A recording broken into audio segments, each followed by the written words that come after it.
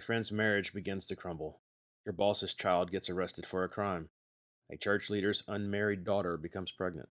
Your brother gets fired from a job. You become aware of one of your parents' drug addiction. All of these present a temptation to run and gossip about it to others. But is that what we should be doing as a follower of Christ?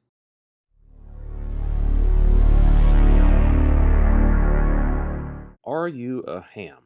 As delicious as this sounds, unfortunately, this video will not be about cured pork. The ham that I will be talking about was one of the 8 people spared during the flood some 4,500 years ago and was recorded as the youngest son of Noah in Genesis 9:24.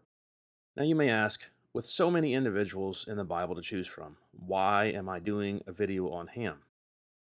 Though Ham is sort of an obscure character in the Bible to many, there is one very important aspect of his behavior that you can easily miss when reading Genesis chapter 9, and this behavior is something that continues to plague many Christians today.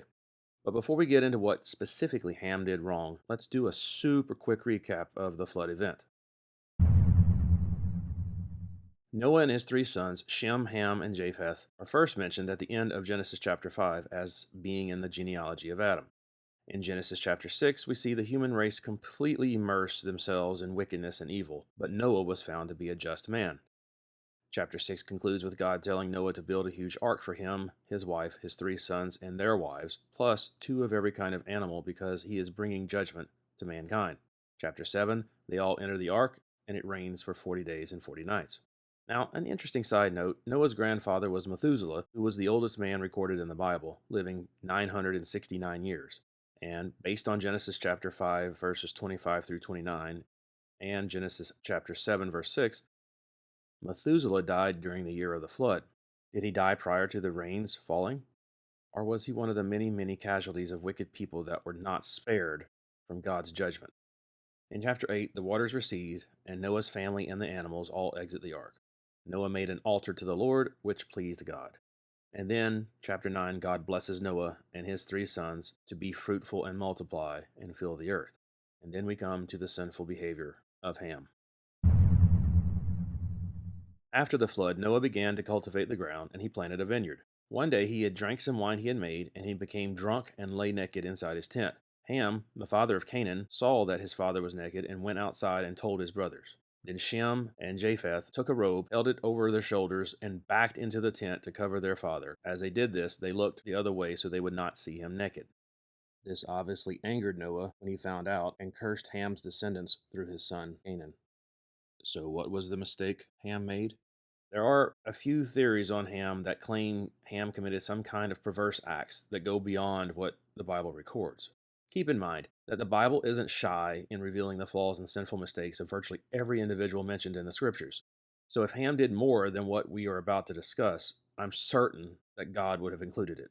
Instead of covering up Noah to protect his father from his shame, Ham went and told his brothers about the condition of their dad.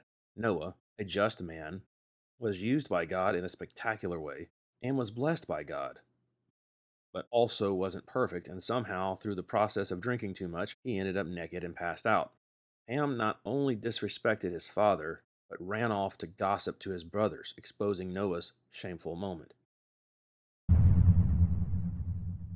How often do we see someone failing under the weight of their sinful choices and then run off to tell others about their mess instead of trying to help this person?